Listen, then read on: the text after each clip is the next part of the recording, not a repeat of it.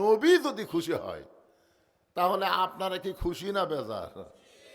এই জন্য আমার সঙ্গে সকলে বলবেন, নবী না হয়ে দুনিয়ার, না হয়ে ফেরেশতায় আল্লাহর, হয়েছি উম্মত আপনার, তার তরে শুকুর। এই পরেরটা আমি কইলাম না কেন? আমি এই জন্যই বললাম না যে সেই সময়কার লোক হাজারের উপরে হিসাবই জানতো না, এই জন্যে হাজার কষে। এখনো হাজার আছে, এখন হাজারের কোনো খাওয়া আছে এখন? তো তাহলে আপনারা হাজার বার খোলেন কেন? যার ওপর হিসাব কেউ জানে না সেটা হলো কৌটি। সেটা কি? তাহলে সকলে বলেন, তার তরে শুকুর কোটি বার আলহামদুলিল্লাহ। এখন আসেন, যে কোরআন থেকে আপনারা আলোচনা শুনবেন, এই কোরআনের মধ্যে কোনো সন্দেহ? সবাই বলা লাগবে। দুই একজন বলবেন, দুই একজন বলবেন না, তাহলে ফেরেশতারা আবার প্রত্যেকটা, আমরা যারা এখানে বসেছি আমাদের সবার সাথে দুটা করে ফেরেশতা আছে না নাই? হিন্দুদের সাথে শুধুমাত্র যারা ঈমানদার, শুধুমাত্র যারা আল্লাহ রাসূলকে বিশ্বাস করে তাদের কান্দে দুটো ফেরেশতা আছে। হিন্দুদের কান্দর থাকা লাভ কি? ওর কি কিছু লেখার আছে? যারা ঈমান নাই তার কি লিখবে? এই জন্য আমরা যারা এখানে বসে আছি আমাদের সকলের সঙ্গেই দুইটা ফেরেশতা আছে। এই ফেরেশতার কাম কি? আল্লাহ কোরআনে বলেন, কিরামান কাতিবিনা ইয়ালামুনা মা তাফআলুন। আমি যখন বললাম কোরআনে সন্দেহ, আপনার যেই নাই বললেন সঙ্গে সঙ্গে ডান কান্দের ফেরেশতা লিখে ফেলে দিল। কিন্তু যারা জবান বন্ধ করে থাকলেন, এখন ফেরেশতারা তো বেকায়দা। আল্লাহ বলতেছে, আল্লাহ আমরা কি লিখবো? আল্লাহ বলতেছে, ও যখন জবান বন্ধ করে আছে, বাম কান্দের ফেরেশতা লেখ। তো বাম কান্দের ফেরেশতা বলে, হামু তো শুনিনি আল্লাহ। আল্লাহ বলে, তুই না শুনলে কি হবে? আল্লাহু আলিমুম বিজাতিস সুদূর, ওর অন্তরের খবর আমি জানি। উনি হলো বোবা শয়তান। যখন কি শয়তান? যারা হক কথা বলে না, কোরআনের মধ্যে সন্দেহ নাই, এটা হলো সবচাইতে বড় সত্য কথা। জোরে কোন কথা ঠিক কিনা? এই সত্য কথার সময় যারা জবান বন্ধ রাখে এরাই হলো মানুষরূপী বোবা শয়তান। তাও সবাই ঠিক কয় না। এই কোরআনের মধ্যে কোনো সন্দেহ, এই কোরআনে কোনো গোজামিল, এই কোরআনে কোনো ধোঁকা। এখন আপনার বলেন তো, এই কোরআন আল্লাহ আমাকে কি জন্য দিছে? পড়ার জন্য, তাই না? হায় হায় রে, এই কোরআন পড়িছে, কোরআনের বাংলা অত পর্যন্ত লিখছে, মরার সময় রাম রাম করে মরিছে। এর নাম হলো গিরিশচন্দ্র সেন। ধরে কোন এর নাম কি? কোরআন পড়িছে, না পড়লে কোরআনের বাংলা অর্থ লিখবার পারে? কোরআন পড়িছে, কোরআন বুঝিছে, এরপরও রাম রাম করে মরে গেছে। তার মানে বোঝা গেল শুধু কোরআন পড়ার জন্য আল্লাহ দেয়নি, শুধু কোরআন বোঝার জন্য আল্লাহ দেয়নি, কোরআন মোতাবেক নিজের জীবনকে পরিচালনা করার জন্য আল্লাহ কোরআন দিয়েছে। ধরে কোন কথা ঠিক কিনা? এই জন্য আল্লাহ কোরআনকে লক্ষ্য করে বললেন, অনুনাজ্জিলু মিনাল কুরআনি মা হুয়া শিফাউ ওয়া রাহমাতুল লিল মুমিনিন। মুমিনদের জন্য, সবার জন্য না। আল্লাহ বলেছেন, এই কোরআনকে আমি নাজিল করেছি মুমিনদের যাবতীয় রোগের শিফা এবং রহমত স্বরূপ। কার জন্যে? জোরে কোন, কার জন্যে? মুমিনদের জন্য, বেঈমানদের জন্য না। এখানে আমার সামনে যারা আমরা বসে আছি আমরা সবাই মুমিন না? তাহলে শেফা মানে কি? শেফা মানে কি? ফুঁফা দিয়া রোগ মুক্তি না, হচ্ছে না। এক ছোট বাচ্চা আমার কাছে নিয়ে আসে, মা খুবই কান্দে, হুজুর একটু ফুঁফা দেন তো। বিশ্বাস করেন কোরআনের সবচাইতে দামি আয়াত হলো আয়াতুল কুরসি। আমি আয়াতুল কুরসি ফু দিলাম, ওর কান্না আরো বেড়ে গেছে। আগে যা কান্দিচ্ছিল তার সে জোরে কান্দে। আমি চিন্তা করলাম, কে রে, কোরআন হলো রোগ মুক্তির জন্য, ফু দিলাম কান্দে জোরে। তোর মা তো মন খারাপ করে চলে গেল।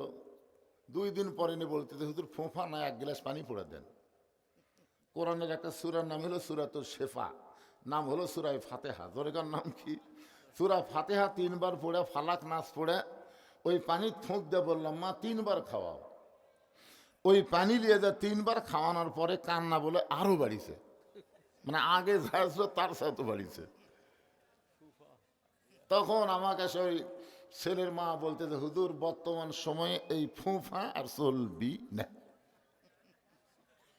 আমি চিন্তা করলাম, যেই কোরআন হলো রোগ মুক্তির জন্যে, শেফা স্বরূপ, রহমত স্বরূপ আল্লাহ মুমিনদের জন্য দিয়ে দিল, আর সেই কোরআনের ফুঁফা দিলাম, কান্না আরো বেড়ে গেল। যাই হোক, মন আমার খুবই খারাপ হয়ে গেল। কয়েক মাস পরে বললাম, মা তোমার সন্তানকে আগেকার মতোই কান্দে, মানে সন্তান কাঁদলে বাপ মার কষ্ট হয় না? তো কয়, না হুজুর আর কান্দে না। মানে কোন দোয়ায় কান্দা বন্ধ হচ্ছে? কয়, দোয়া লাগেনি হুজুর, যখনই কান্দে তখনই মোবাইল চালু করে দেই। যেই মোবাইল চালু করে দেয় আর কান্না থামা যায়। আমার সন্তান মোবাইল ছাড়া ভাতই খায় না। তার মানে কি বুঝতেছেন, বর্তমান বাংলাদেশে শুধু কোরআনের ফুঁফা দিয়ে রোগ মুক্তি করা যাবে না, এই কোরআন সমাজের মধ্যে বাস্তবায়ন করা লাগবে। জোরে কোন কথা ঠিক কিনা? হ্যাঁ, কোরআন সম্পর্কে আমাদের একটু ধারণা নেওয়া দরকার। এই কোরআনটা আসলে কি? আমরা সেই কোরআনের মাহফিলে এসেছি আল্লাহর কোরআন থেকে আলোচনা শোনার জন্য। আগে আসো তো আমি বহুবার কইছি, আপনারা যদি আবার ওই আমার ওয়াজের ফাঁকে ফাঁকে আগে আসো, চাপে বসো, তাহলে তো ওয়াজ হবে না। কারণ যতক্ষণ আমি ওয়াজ করব মনে করবেন আমি শিক্ষক আর আপনারা ছাত্র। আমার চাইতে আপনাদের জ্ঞান বেশি থাকলেও আপাতত ওয়াজ করার সময় আমার কথার সাথে হাহু করা লাগবে, অন্য কোনো দিকে মনোযোগ দেওয়া যাবে না। ঠিক কিনা বলেন? হ্যাঁ হ্যাঁ ভাইজান, আজকে এই ওয়াজের প্রথম থেকে আপনাকে বসাটা একটু বেসাইজ হয়েছে।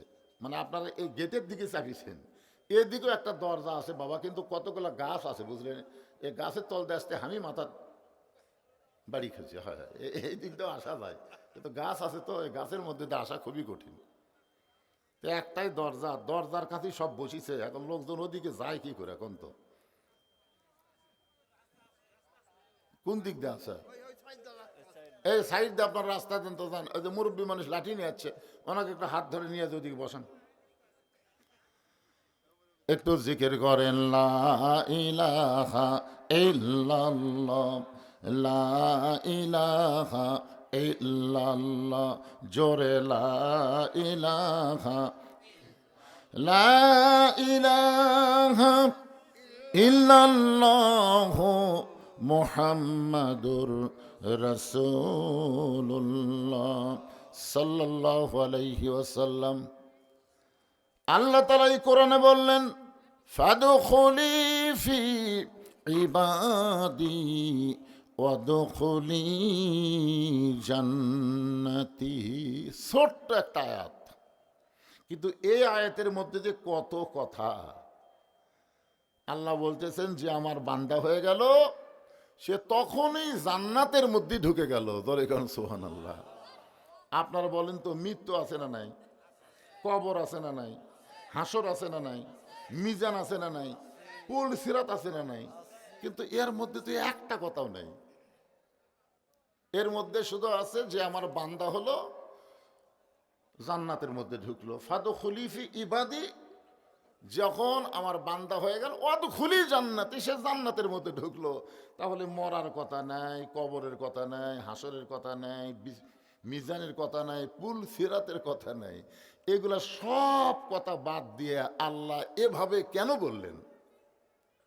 আমাদের জানার দরকার আছে না নাই? যখন হ্যাঁ, আমরা এমন কবরের ভয় দেখাই বুঝলেন। ইমাম গাজ্জালী রহমতুল্লাহ আলাইহি বলেন, কোন ব্যক্তি যদি 5 ওয়াক্ত নামাজ আদায় করে কবরে আসে, কোথায় আসে? কবরে আসে। 5 ওয়াক্ত নামাজ আদায় করতে করতেই তার মৃত্যু হয়ে গেছে।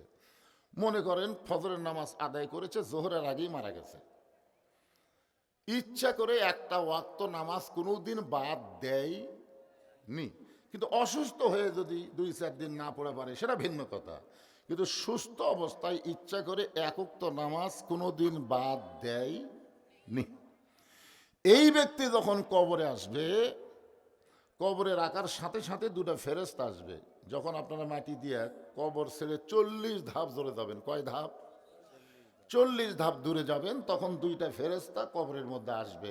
এই দুই ফেরেশতা সম্পর্কে আপনাদের জানা নাই? আছে? বলেন তো ফেরেশতা দুটোর নাম কি? হ্যাঁ, মুনকার নাকির। মাশাআল্লাহ। ফেরেশতা আসিয়া যখন জিজ্ঞাসা করিবে দিন কি তোমার মাবুদকে, বা তখন কি বলিবে?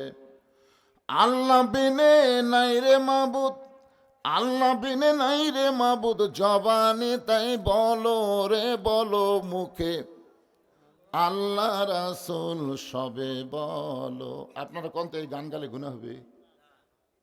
অনেকগুলা গান তো কোরআন হাদিসেরই গান।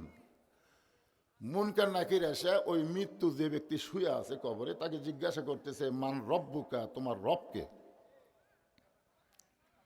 যেই বলছে মান রব্বুকা, তোমার রবকে, সঙ্গে সঙ্গে নামাজ দাঁড়িয়ে গেছে। কে দাঁড়াইছে? নামাজ দাঁড়িয়ে বলতেছে, এই মুনকার নাকির, কাকে রব সম্পর্কে প্রশ্ন করতেছ? কাকে? বলে যে ব্যক্তি শুয়ে আছে। মুনকার নাকির বলতেছে, আরে দুনিয়া থেকে কেবল এসে কবরের জান্নাতে একটু শুইছে। সুবহানাল্লাহ কর না কেন? কবরের জান্নাত মানে বোঝেন? মুমিন মুসলমান যখন কবরে যাবে, ওই কবর তার জন্য কবর হবে না, কবরটা হবে জান্নাতের টুকরা।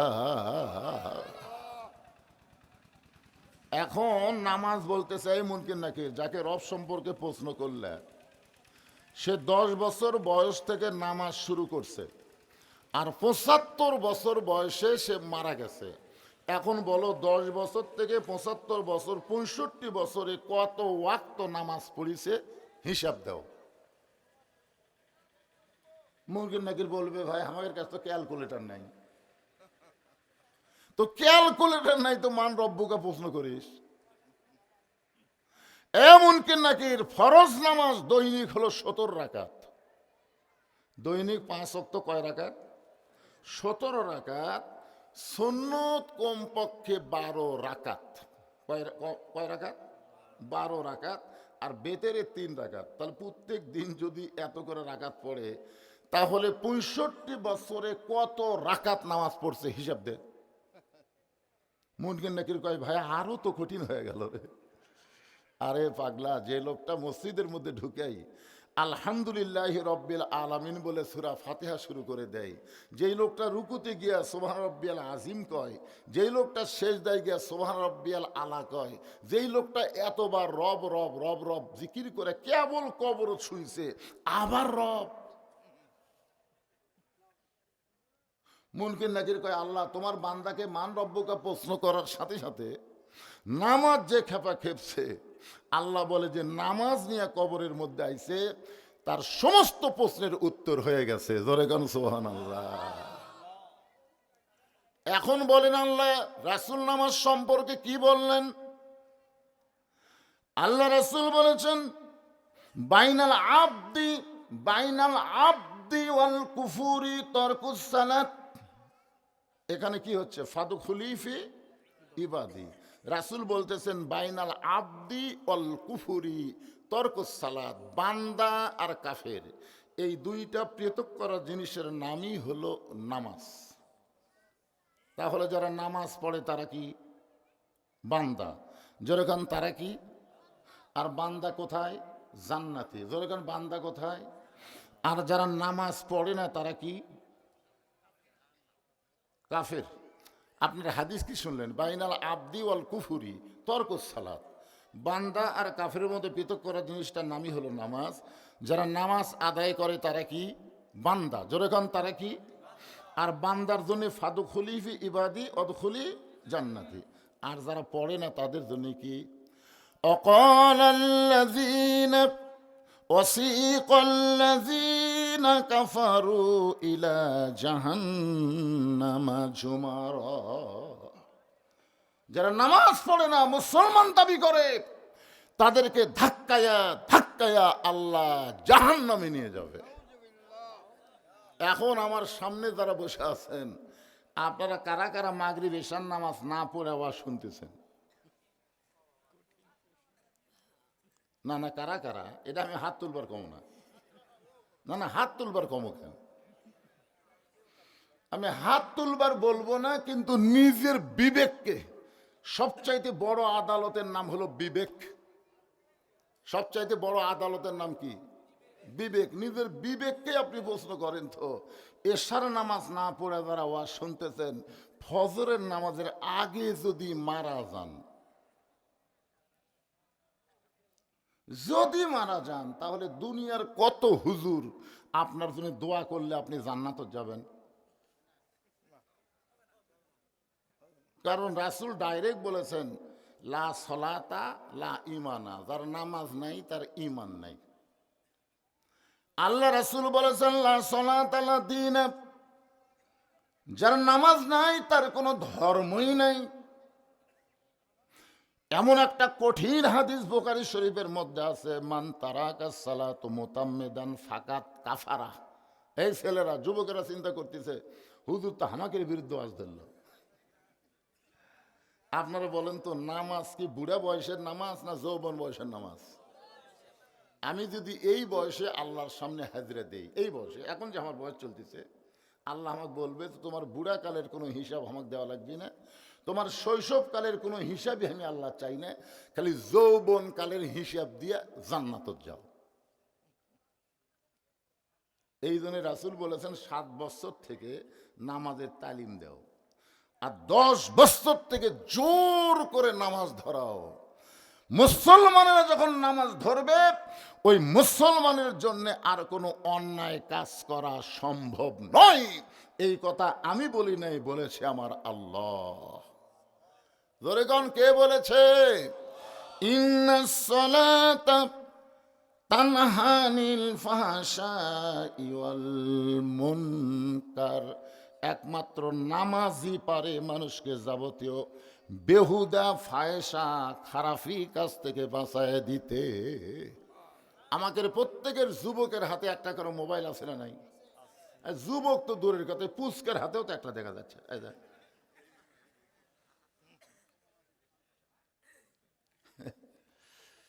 আপনারা বলেন তো, যেই যুবক নামাজ পড়ে না, এই যুবক মোবাইল নিয়ে সবসময় ভালো কিছুই দেখে।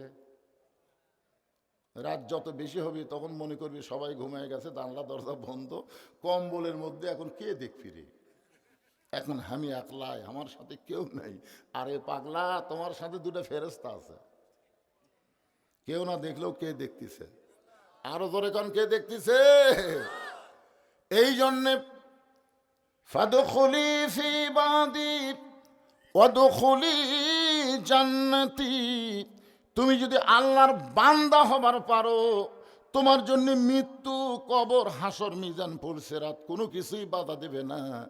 সরাসরি 8টা জান্নাতের দরজা আল্লাহ খুলে দিবে।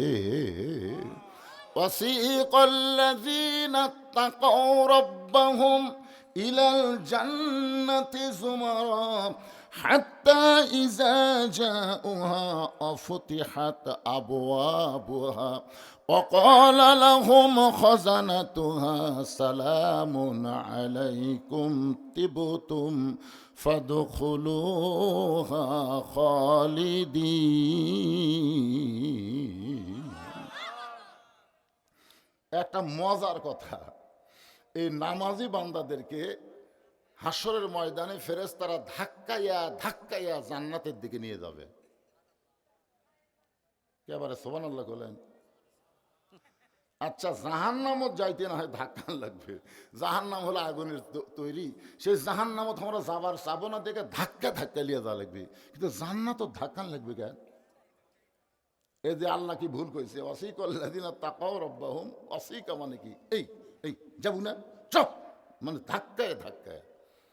এই ধাক্কায় ধাক্কায় নিয়ে যাওয়ার কারণ হলো প্রত্যেকটা নামাজি বান্দা বান্দির জন্য আল্লাহ জান্নাতের দরজা থেকে তাদেরকে বরণ করার জন্য 70,000 দরজা বানাবে।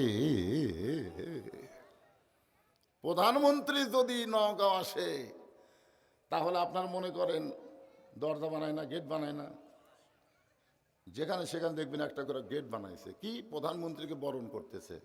তা আপনারা বলেন তো, প্রধানমন্ত্রীর চাইতে জান্নাতীদের সম্মান কম না বেশি? কত বেশি? অনেকে প্রধানমন্ত্রী হবার চাই, এমপি হবার চাই, কিন্তু জান্নাতি হবার চাই না। ধরে কথা কন না কেন? এমপি হওয়ার জন্য কত মানুষের হাত ধরতেছে, কত মানুষকে সালাম দিচ্ছে। হায় হায়, আমার এলাকার নেতারা বুঝলেন এখন যা নরম হসে ভাই, কি নরম রে। এ কোরআন বলতেছে, এই শোনেন, এই কোরআনের ঘোষণা কি জানেন? দায়িত্ব পাওয়ার পরে নরম হবে, দায়িত্ব পাওয়ার আগে গরম থাকবে। যেমন দায়িত্ব পাওয়ার আগে হযরত উমর এত গরম ছিল, রাস্তাতে গেলে শয়তান 40 দিন পর্যন্ত যাইতো না। ধরে কোন কথা ঠিক কি না? আপনারা বলেন তো, হযরত উমর দায়িত্ব পাওয়ার পরে গরম না নরম? ইসলামের নিয়ম হলো দায়িত্ব পাওয়ার আগে গরম, পাওয়ার পরে হলো নরম। আর আমাদের বাংলাদেশের নিয়ম হলো দায়িত্ব পাওয়ার আগে নরম। গাড়ি থামে ফকিরক সালাম দিছে, গাড়ি থামে, নেতা গাড়ি থামে ফকিরক সালাম দিছে। আসসালামু আলাইকুম চাচা, চাচা খালি চারিদিকে তাকায়, এরকম তাকায়। নেতা বলে চাচা কি দেখেন? বলে কাক সালাম দিলে? বলে আপনাকে দিলেন। বলে আমি ভিক্ষা করে খাই। কই ভোটের আগে আপনিও যা হামুতে, হাই রে লেতা লরম ভাই। কিন্তু যেই নেতা ভোট পাইয়ে এমপি হবে, মন্ত্রী হবে, ওই নেতা যদি আবাদ পুকুর আসে, ফকির তো দূরের কথা, চামচার অত্যাচারে একটা ভোটার পর্যন্ত নেতার কাছে যাবার পারবে না। ধরে কোন কথা ঠিক কিনা? নেতার আগে থাকবে 100 মোটর সাইকেল, পিছনে থাকবে 100 মোটর সাইকেল। নেতা যখন বসবে চামচারাই ঘিরে ধরবে। একটা গরিব ফকির যাকে মার্কায় ভোট দিছে, ও যদি কাছে যাবার চাই, চামচা ফকির কয় কেবারে আমাকে সালাম দিল, ভোটের আগে আমাকে বুকের মধ্যে টেনে নিল, আর আমি ওর মার্কাত ভোট দিল। ভোটের আগে নেতা নরম, ভোটের পরে নেতা হয়েছে গরম। কিন্তু আল্লাহর কোরআনের সমাজ যখন প্রতিষ্ঠা হবে, তখন নেতা রাস্তাতে গেলে শয়তান 40 দিন যাবে না। কিন্তু দায়িত্ব যখন পাবে তখন এত নরম হবে, নেতার কোনো চামচা থাকবে না। নেতা একা একা চোরের মতন মানুষের দুঃখ কষ্ট দেখার জন্যে ঘুরবে। ইন্নামাল মুমিনুনা আল্লাযীনা ইযা যুকিরাল্লাহু ওয়াজিলাত কুলুবুহুম ওয়া ইযা তুলিয়াত আলাইহিম আয়াতুহু জাদাতুহুম ঈমানাও ওয়া আলা রাব্বিহিম ইয়াতাওয়াক্কালুন।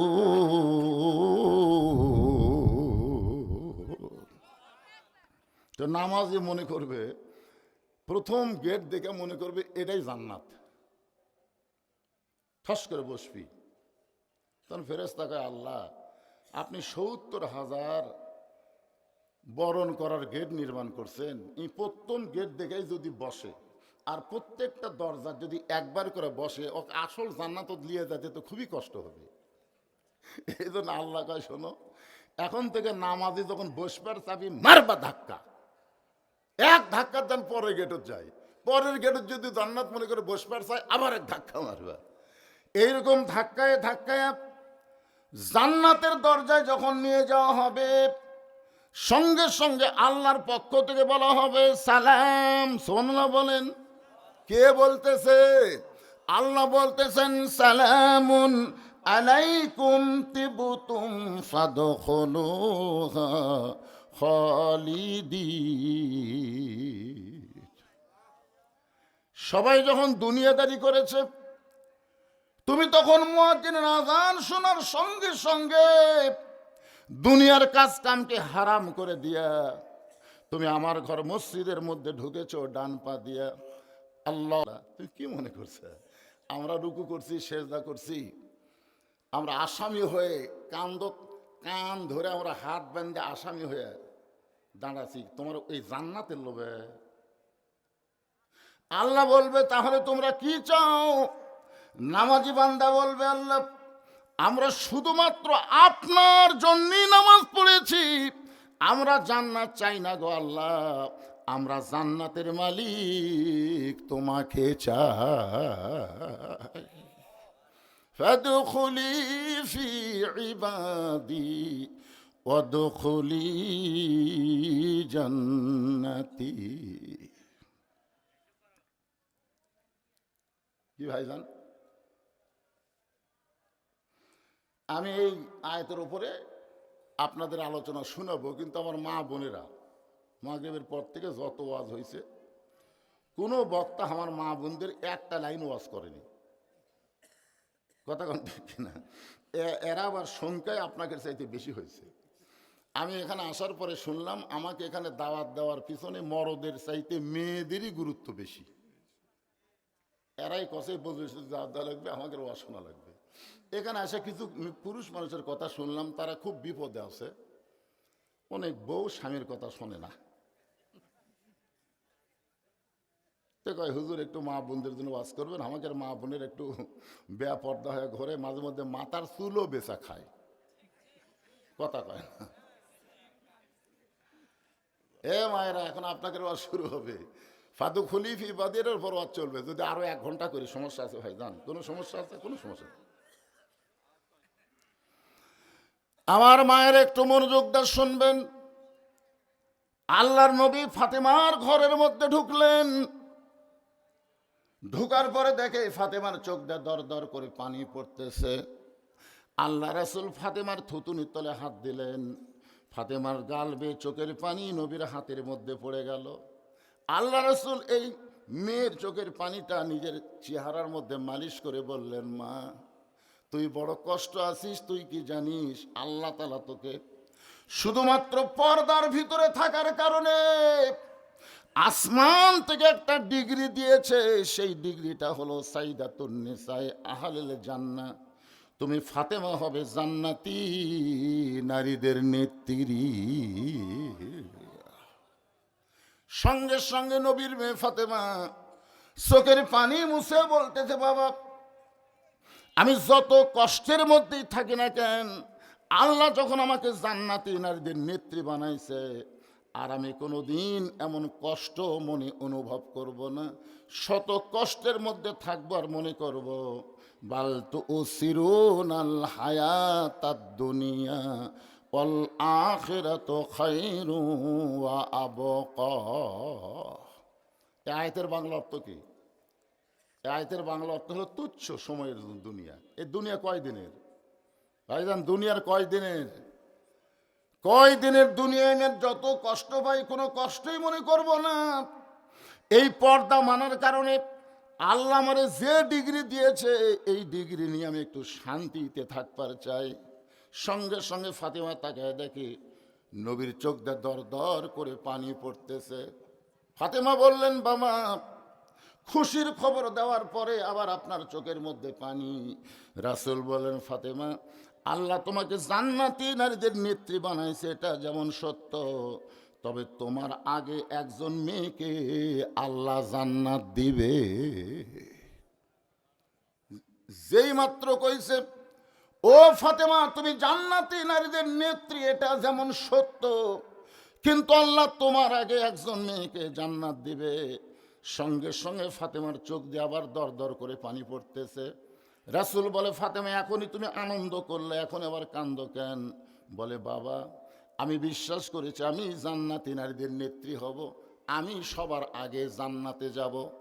আমার আগে যেই মেয়েটা জান্নাতে যাবে, সেই মেয়েটা এমন কি আমল করেছে যে আমল করার কারণে আমার আগে আল্লাহ তাকে জান্নাত দেবে? ওই আমলটার কথা কি আপনি বলবেন না?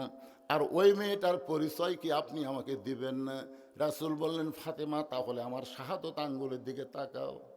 ফাতেমা যখন নবীর শাহাদত আঙ্গুলের দিকে তাকাইছে, নবী বলতেছে, দেখো ওই যে একটা পাহাড় দেখা যায়, ওই পাহাড়ের সামনে ছোট্ট একটা জঙ্গল, ওই জঙ্গলের সামনে একটা ছোট্ট বাড়ি, ওই বাড়িটা হলো একটা কাঠুরিয়ার বাড়ি। ওই কাঠুরার বউ জামিলাকে আল্লাহ তোমার আগে জান্নাত দিবে। আপনারা তো সুবহানাল্লাহ করলেন, ফাতেমা সুবহানাল্লাহ, ফাতেমা সুবহানাল্লাহ করবে। ফাতেমা মনটা খারাপ করে বলে, বাবা আমি হলাম আসাদুল্লাহিল গালিব, হযরত আলীর স্ত্রী, আমি হইলাম হাসান হোসেনের মা, আমার বাবা হলো বিশ্ব নবী, আমি তার মেয়ে হয়ে জান্নাতি নারীদের নেত্রী হলাম। আর সাধারণ একটা কাঠুরার বউ জামিলা এমন কি এমন আমল করলো যে আমল করার কারণে আমার আগে জান্নাতে যাবে? আল্লাহ রাসূল বললেন, ফাতেমা কোন আমলের কারণে কাঠুরার বউ জামিলা তোমার আগে জান্নাতে যাবে এটা আমি নবী বলতে পারবো না, তোমাকে তদন্ত করে জানতে হবে। আমার মায়েরা যারা পর্দার অন্তর আছেন একটু মনোযোগ দিয়ে শোনেন। সাধারণ একটা কাঠুরার বউ জামিলা এমন কি আমল করলো যে আমল করার কারণে ফাতেমার আগে আল্লাহ তারে জান্নাত দেবে? পরের দিন আসরের নামাজের পরে চুপি চুপি ফাতেমা ওই জামিলার বাড়ির দিকে রওনা দিলেন। মেয়েরা যখন রাস্তা দিয়ে যাবে মেয়েরা কোনো শব্দ করতে পারবে না, কারণ মেয়েদের মুখের কথাও হলো পর্দা। জোরে কোন কথা ঠিক কিনা? আল্লাহ রাসূল বলেছেন মেয়েরা জোরে কোরআন তেলাওয়াত করতে পারবে না।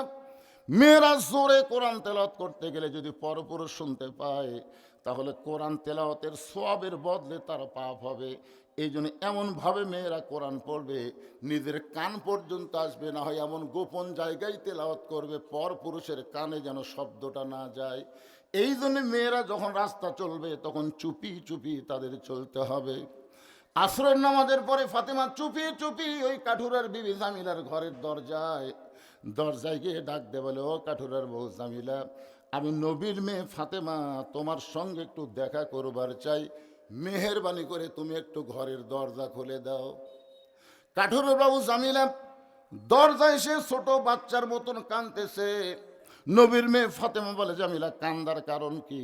বলে কান্দার কারণ হলো আমার সারা জীবনের সাধনা একটা বারের জন্য নবীর মেয়ে ফাতেমাকে আমি দেখবার চাই, শুধু একটা বারের জন্য নবীর মেয়ে ফাতেমাকে দেখতে চাই। ফাতেমা বললেন, তাহলে কান্দার কারণ কি? দরজা খুললি তো আমার সঙ্গে তোমার দেখা হবে। জামিলা বলতেছে, দরজাই তো খুলতে পারতেছি না, কারণ আমার স্বামী কাঠুরিয়া এখন বাড়িতে নাই, কাঠ বিক্রি করতে গেছে বাজারে, আর স্বামীর হুকুম ছাড়া আমি জামিলা ফাতেমার জন্য দরজা খুলতে বড় ভয় পাই। সঙ্গে সঙ্গে ফাতেমা 1.5 হাত পিছনে আছে। সর্বনাশ, আমার মতোর একজন মেয়ে, আর সেই মেয়ের জন্য দরজা খুলতে যদি স্বামীর অনুমতি লাগে, তাহলে এই মেয়েটা এমন কি আমল করে তার বাড়ির মধ্যে না ঢুকলে তো বোঝার উপায় নাই। ফাতেমা বললেন, জামিলা তাহলে আমি এখন কি করব, উপায় বলো। জামিলা বলতেছে, আজকের মতো আপনি ফেরত যান, আগামীকাল বিকেলবেলা যখন আপনি আসবেন আসা মাত্রই দরজা খুলে দিব, কারণ রাতের বেলা স্বামীর কাছ থেকে আমি অনুমতি নিয়ে রাখবো, আগামীকাল এই সময় আসবেন আর আমি দরজা খুলে দেব। ফাতেমা বলতেছে, জামিলা অবশ্যই আগামীকাল এই সময় আমি আসবো ইনশা। পরের দিন আসরের নামাজের পরে ফাতেমা যখন চুপি চুপি রওনা দেয়, এমন সময় ফাতেমার ছোট ছেলে হোসাইন সামনে দাঁড়ায় বলে, মা গতকাল বিকেল বেলায় বহু আপনাকে খুঁজেছি, ঘরে পাই নাই, আপনি কোথায় গেছিলেন মা? আজকে আবার কোথায় যাবেন? আমি হোসাইন একটু আপনার সঙ্গে যাবার চাই। ফাতেমা চিন্তায় পড়ে গেল, হাসান যদি হইতো তাহলে বুঝান যাইতো, কিন্তু হোসাইন বড় জেদি, এই হোসাইনকে কেমনে বুঝাই? এখন কি করবে? হোসাইনকে সঙ্গে করে ফাতেমা ওই জামিলার বাড়ির দরজায়। হোসাইন দরজার কাছে দাঁড়িয়ে বলতেছে, মা গতকালও আপনি আইছিলেন, আজকেও আইছেন, এই সামান্য একটা ভাঙ্গা ঝুপড়ি বাড়ির দরজায়। আমার মা গতকালও আইছে, আজকে কেন আইলো? এই বাড়িতে এমন কি আছে মা? এই বাড়িতে এমন কি আছে? এমন সময় ফাতেমা দরজায় গিয়ে বলতেছে, জামিলা তুমি কি দরজা খুলবা না? জামিলা বলতেছে, 1-8 ঘন্টা হলে দাঁড়িয়ে আছি, আপনি আসা মাত্রই দরজা খুলে দিব। ফাতেমা বলতেছে, তাহলে দরজা খুলে দাও। জামিলা বলতেছে, কে যেন আপনাকে মা মা বলে ডাকতেছে, ওই বাচ্চাকে নিয়ে যদি ঢুকতে চান তাহলে আজকের মতো ফেরত যান। কারণ আমার স্বামী শুধু আপনার ব্যাপারে দরজা খোলার অনুমতি দিয়েছে, আপনি একটা বাচ্চা নিয়ে আসবেন, ওই বাচ্চা সহ ঢোকার কোনো অনুমতি পাই নাই। যদি বাচ্চাকে বাহিরে রেখে আপনি একলা ঢোকেন তাহলে আমি দরজা খুলব, কিন্তু বাচ্চা সহ যদি ঢুকতে চান তাহলে আজকের মতো আপনাকে ফেরত যাওয়া লাগবে। সঙ্গে সঙ্গে হোসাইন ওই দরজায় গিয়ে জোরে একটা ঘুষি মেরে বলতেছে, এই খারাপ মেয়ে, এই খারাপ মেয়ে, আমার মা ফাতেমা তোমার দরজায়, আর আমি হোসেন সঙ্গে থাকার কারণে তুমি দরজা খুললা না। তোমার চাইতে খারাপ মেয়ে এই দুনিয়াতে আর কেউ নাই। এমন সময় ফাতেমা দৌড়ে গিয়ে হোসেনকে বুকের মধ্যে নিয়ে কপালে একটা চুমু দিয়ে বলতেছে, বাবা তুমি যেই মেয়েটাকে খারাপ বলতেছো, তোমার নানা বলেছে ওই মেয়েটা তোমার মায়ের আগে জান্নাতে যাবে। সঙ্গে সঙ্গে হোসেন বলে, মা আমার নানা যদি এই কথা বলে থাকে যে এই মেয়েটা আমার মায়ের আগে জান্নাতে যাবে, তাহলে অজাতা ঘুরা লাভ নাই, জায়গা মতো যাইতে হবে। জোরে কান সুবহানাল্লাহ। অজাতা ঘুরা লাভ, জায়গা মতো যাইতে হবে। আপনারা বলেন তো, গোটা পৃথিবীর ভিতরে সবচাইতে দামি জায়গার নাম কি? অজাতা ঘুরে লাভ নাই, জায়গা মতো যাওয়া লাগবে। আপনাদের পরীক্ষার জন্য না, জানার জন্য বলতেছি, গোটা পৃথিবীর মধ্যে সবচাইতে দামি জায়গার নাম কি? মসজিদ। জায়গার কথা বলতেছি। মনে হে বড় আশা ছিল আমি যাব মদিনায়। সবাই বলেন, মনে হে বড় আশা ছিল আমি যাব মদিনায়। এই গানটা 1968 সালে প্রথম আব্দুল আলিম যখন দিনাজপুর জেলা স্কুল ময়দানে গাইছে, তখন অনেক আলিম বলেছে, আলিম ভাই আপনি মূর্খ মানুষ তাই ভুল বলতেছেন। আব্দুল আলিম বললেন, তাহলে শুদ্ধটা কি? আলিমরা বলতেছে, আপনি বলেন, মনে বড় আশা ছিল যাব মক্কা মদিনায়। আপনি মক্কারে বাদ দিয়ে শুধু মদিনার কথা বলেন।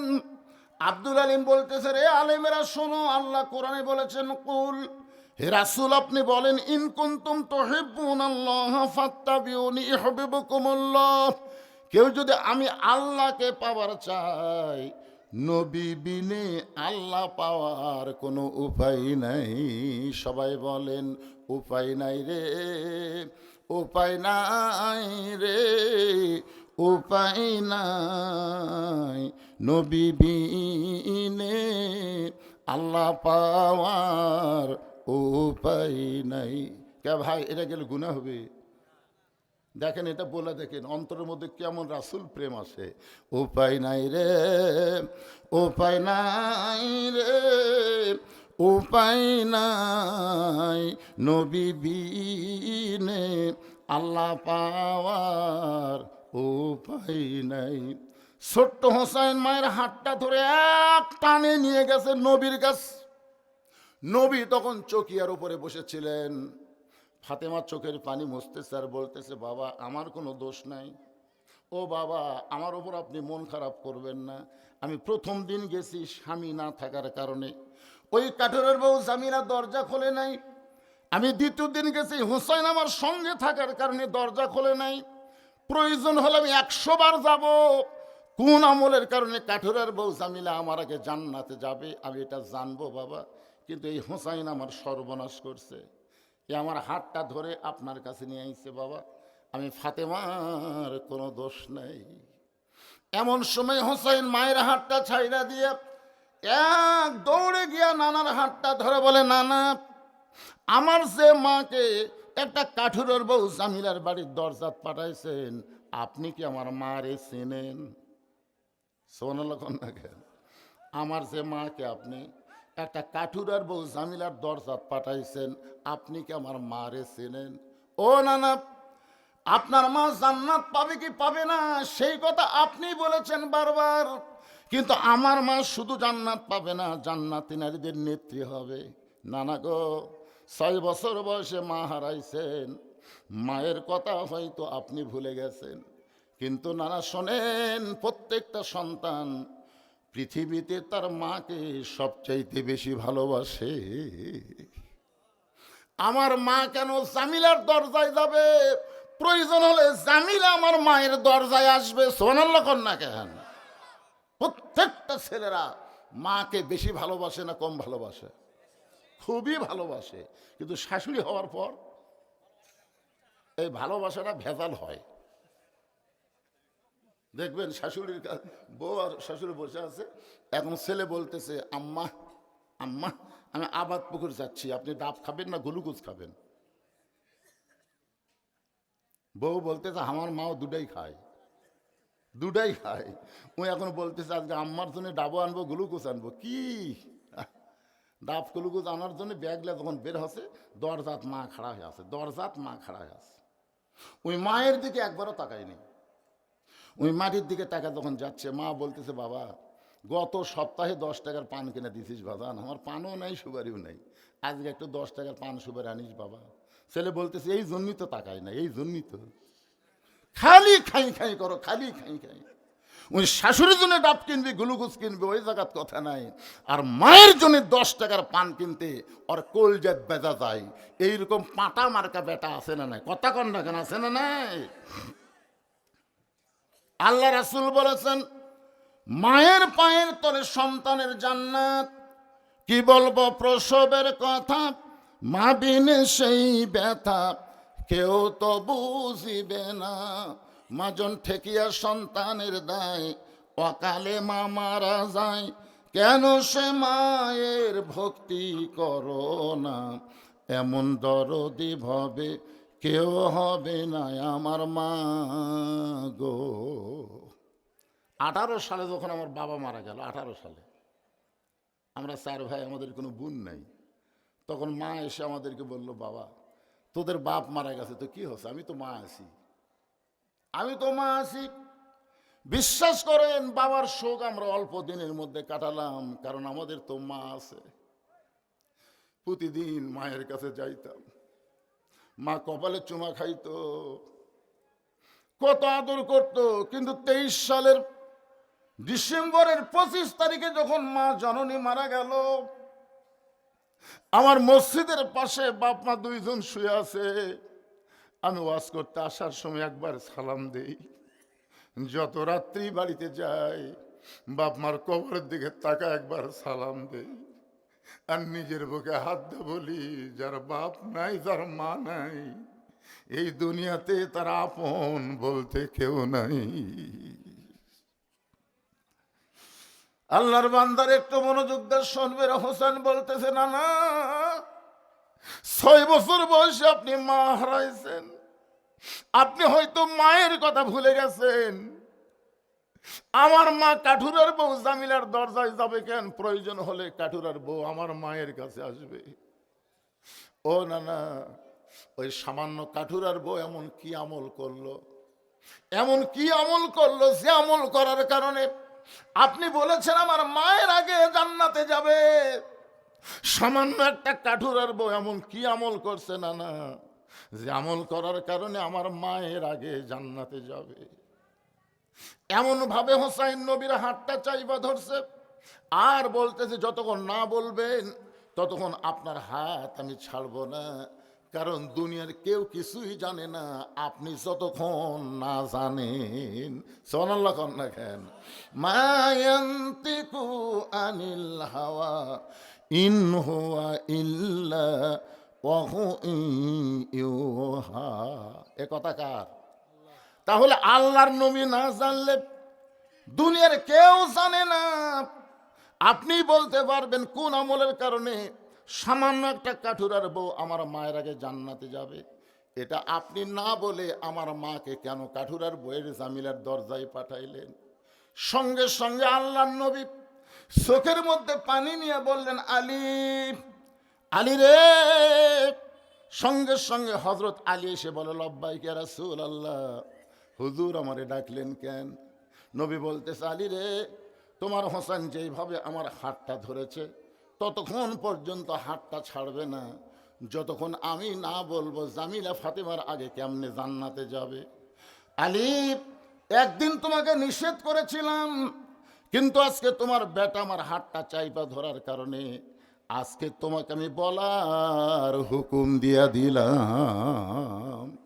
আনা মাদিনাতুল ইলমে ও আলিও বাবুহা, নবী হচ্ছে এলেমের শহর, আলী হচ্ছে তার দরওয়াজা।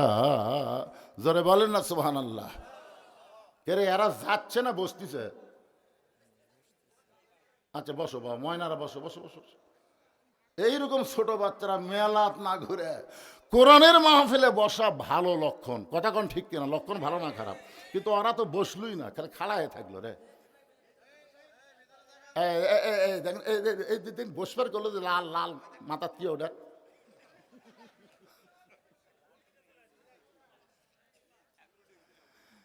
আসলে শোনেন, এগুলা দোষ কিন্তু এই বাচ্চা কেড়ে না, এই বাচ্চাদের কোনোই দোষ নাই।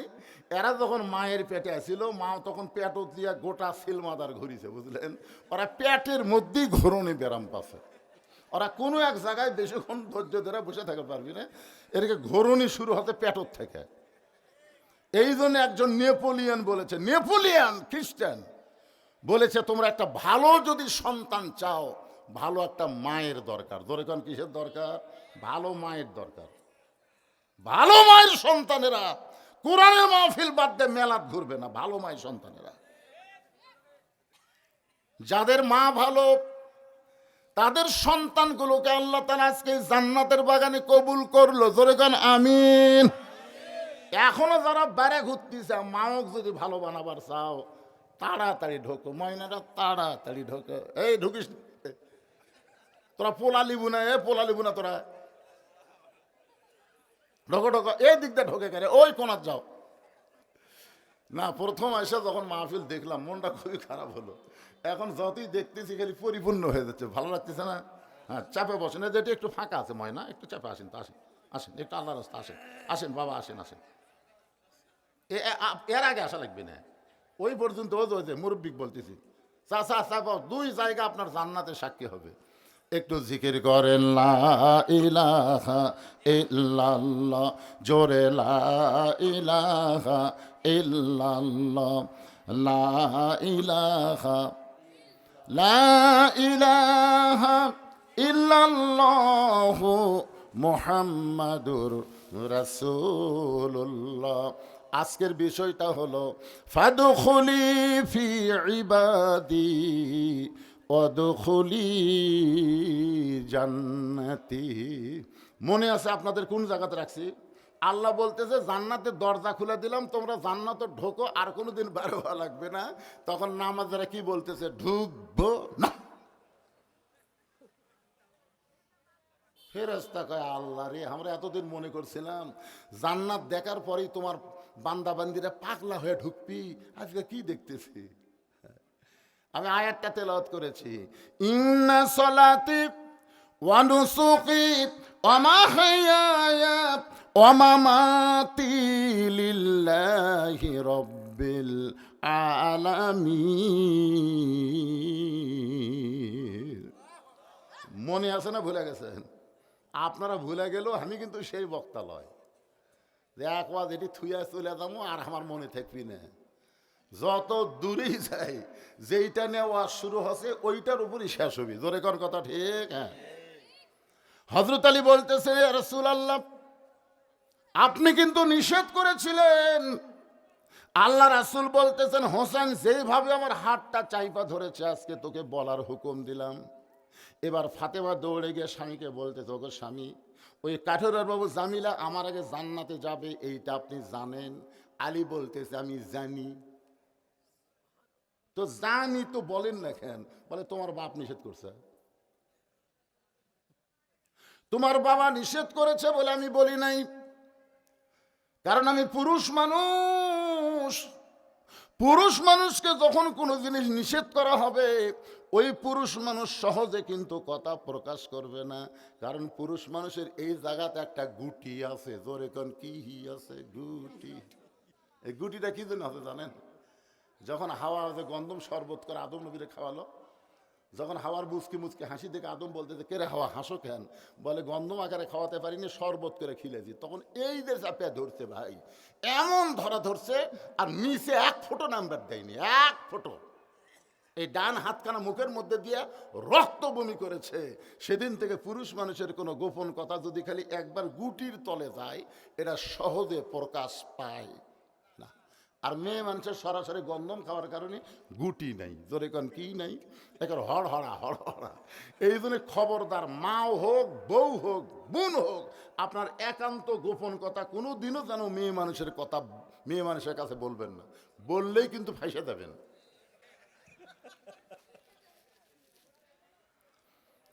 হযরত আলী বলতেছেন, তোমার বাবা নিষেধ করছে বলে আমি তোমাকে বলি নাই, আজকে যখন বলার হুকুম দিল তাহলে বলতেছি, তুমি শোনো। ফাতেমা বলতেছে, আমি শুনতে চাই। আলী বলতেছেন, একজন মেয়ে মানুষের কথা আর একজন মেয়ে মানুষের কাছে তারিফ করলে কোনো মেয়েই সহ্য করতে পারে না। যার প্রমাণ হলো হাসিনা খালেদা, জোরে কোন কথা ঠিক কি না? আপনারা বলেন তো, হাসিনা খালেদার মিল আছিল? এই দুটা মেয়ে মানুষ, বুঝলেন? আল্লাহ আমাকে বাঁচাতে পারে। একটা বিদায় দিয়েছে, আর একটা পোলে আছে ভাই। আল্লাহ কিন্তু আমাকে নিজের হাতে বাঁচাতে পারে। আল্লাহ রাসূল 1400 বছর আগে বলেছেন, 1400 বছর আগে। এখানে আলেম ওলামা আছে, বুখারী শরীফের কিতাবুল ফিতানে আল্লাহ রাসূল বলেছেন, মা তারাকতু বাদি আলা উম্মতি ফিতনাতুন আদর আলা রাসূল মিনান নিসা, রাওয়াহুল বুখারী কিতাবুল ফিতান। আল্লাহ রাসূল বলেছেন, আমার পরে আমার উম্মতের জন্য সবচাইতে বড় বিপদ হলো পুরুষ মানুষের জন্য নারী নেত্রী হওয়া। তাহলে আমরা এত বছর কি আসলাম, রহমতে না বিপদে? কথা কয় না। এখন একজন বিদায় নিছে, আর একজন পোলা আছে। আপাতত আমরা দেখবার পারতেছি মেয়ে মানুষের দিন শেষ, এখন হলো মরদ মানুষের বাংলাদেশ। লিল্লাহে তাকবীর। হয়তো বলবেন হুজুরের একটা বানা কথা হলো, বানা কথা না। আল্লাহ কোরআনে বলেছেন, আর রিজালু কাওয়ামুনা আলান নিসা, পুরুষ থাকবে উপরে, নারী থাকবে নিচে। এই কথা কার? আরো জোরে, জোরসে বলুন। আমরা দেশ মাতা বলতে পারবো, কিন্তু দেশ নেত্রী বলতে পারবো না। কারণ নেতা হবে পুরুষ মানুষ, মাতা হবে নারী মানুষ। মানেন বা না মানেন, আমি কোরআন থেকে দলিল দিয়ে দিলাম, আপনার না মানলে আমার কি হবে? আল্লাহর বান্দার একটু মনোযোগ দেন। হযরত আলী বলতেছেন, ফাতেমা, ওই কাঠুরের বউ জামিলা তোমার আগে কেমনে জান্নাতে যাবে, এইটা শুনবার গেলে তোমাকে ধৈর্য ধারণ করা লাগবে। ফাতেমা বলতেছে, আমি ধৈর্য ধারণ করলাম। রাসূল বললেন, ইন্নাল্লাহা মা'আস সাবিরিন। ধৈর্যশীলদের সঙ্গে কে আছে? এবার হযরত আলী শুরু করলেন, ফাতেমা, তোমার কি মনে আছে একদিন দুপুর বেলায় তুমি আমার সামনে কাঁদতেছিলে? আমি তোমার কান্না থেকে চোখের পানি মুছে দিয়ে বললাম, ফাতেমা কান্দো কেন? তুমি তখন বললা, স্বামী গো, আমার হাসান হোসেন না খাইয়া ঘুমাইছে, ঘুম থেকে উঠে ওরা দুই ভাই খাবার জন্য বায়না করবে। গোটা বাড়ি খুঁজে দেখলাম খাবার কিছু নাই, আপনার পকেটেও কোনো টাকা নেই। এই জন্য এই ওন্নাটা আপনার হাতে দিলাম। এই ওন্নাটা বিক্রি করে যেই টাকা হবে, সেই টাকা দিয়ে হাসান হোসেনের জন্য খাবার নিয়ে আসবেন। আলী বলতে, ফাতেমা, তোমার সেই ওন্নাটা আমার জামার পকেটের মধ্যে ঢুকাইলাম, জামার পকেটের মধ্যে নিয়ে বাজারের মধ্যে ঘুরতেছিলাম, আর মনে মনে চিন্তা করতেছিলাম, ওন্নাটা বের করে যদি বিক্রি করবার চাই, আর কোনো খরিদ্দার যদি জিজ্ঞাসা করে, আলী ভাই ওন্না কার, আর আমি যদি বলি আমার বউ ফাতেমার, তাহলে খরিদ্দার মনে মনে চিন্তা করবে, যেই পুরুষ মানুষ বইয়ের জিনিস বেচা খায়, এই পুরুষ হলো দুর্বল পুরুষ। জোরে বলেন কি পুরুষ? আলী বলতেছেন ফাতেমা শোনো, তোমার ওন্নাটা পকেটের মধ্যে করে নিয়ে যখন বাজারে ঘুরতেছিলাম, পকেট থেকে বের করার কোনো সাহস পাচ্ছিলাম না। এমন সময় এক খরিদ্দার আমাকে সালাম দে, বলে আলী ভাই, আমার মনে হয় আপনি কিছু বিক্রি করবেন। আমি আলী চমকে গেলাম। আমার পকেটের মধ্যে অন্য একমাত্র আল্লাহ ছাড়া দুনিয়ার কেউ জানে না। আর খরিদ্দার বলতেছে আপনি মনে হয় কিছু বিক্রি করবেন। আলী বলে আমি তাকায় দেখি ওই খরিদ্দার একটা ব্যাগ আমার সামনে মেলে ধরলো। আমি পকেট থেকে অন্যটা বের করে ওই ব্যাগের মধ্যে যখন ঢুকাই দিলাম, আল্লাহর শপথ করে বলতেছে ফাতেমা, ওই খরিদ্দার একটা বার তোমার অন্যার দিকে তাকাইলো না, বরং ব্যাগের মুখটা ধরে আমার হাতে 6টা দিরহাম দিয়ে খরিদ্দার কোথায় যেন উদাও হয়ে চলে গেল। আমি আলী 6টা দিরহাম নিয়ে এক দৌড়ে খাবার দোকানে গিয়ে বললাম, দোকানদার ভাই, আমার হাসান হোসেন না খাইয়ে ঘুমায় গেছে, ঘুম থেকে চেতন পাইলি খাবার বায়না ধরবে। খুব তড়ি ঘড়ি করে এই 6টা দিরহামের যে খাবার হয় সে খাবার টোপলা করে একটু তাড়াতাড়ি দিয়ে দাও। দোকানদার 6 দিরহামের টোপলাটা করে যখন আমার হাতে দিবে, আমি 6টা দিরহাম দিয়ে যখন খাবার টোপলা নিব, এমন সময় এক ফকির এসে আমারে সালাম দেওয়ালে, আলী আজকে 3 দিন হলে আমার বাড়িতে কোনো খাবার নাই, আজকে 3 দিন হলে আমার বাড়িতে কোনো খাবার নাই, যদি পারো আল্লাহর হস্তে একটু আমাকে খাবার দাও। হযরত আলী চিন্তায় পড়ে গেছে যে 6টা দিরহাম দিয়ে সন্তানের জন্য খাবার টোপলা নেবে। আর এমন সময় ফকির যখন সাহায্য চাই, আলী বলতে যে ফাতেমা আমি কি করব? আমি চিন্তায় পড়ে গেলাম। আমি যখন গভীর চিন্তা করতেছি, এমন সময় আল্লাহর কোরআন আমার সামনে এসে বলতেছে, আম্মা সাইলা ফালা তানহার, আলী রে সাইলকারীকে খালি খালি ফিরাই দিস না। আমি আলী তখন 6টা দিরহামের একটা দিরহাম ফকিরকে দিবার চাইলাম, আর 5টা দিরহাম দিয়ে খাবার টোপলা নিব, এই মনে করে ফকিরকে যখন একটা দিরহাম দিবার চাই, এমন সময় কোরআন বলতেছে, ওমা তুনফিকু মিন শাইইন ফি সাবিলিল্লাহি ওয়াফা ইলাইকুম ওয়া আনতুম লা তুজলামুন। আলী রে, ফকিরকে তুমি যদি একটা দিরহাম দাও, আল্লাহ তোমাকে 10টা দিরহাম ফেরত দিবে। তুমি যদি 2টা দিরহাম দাও, আল্লাহ তোমাকে 20টা দিবে।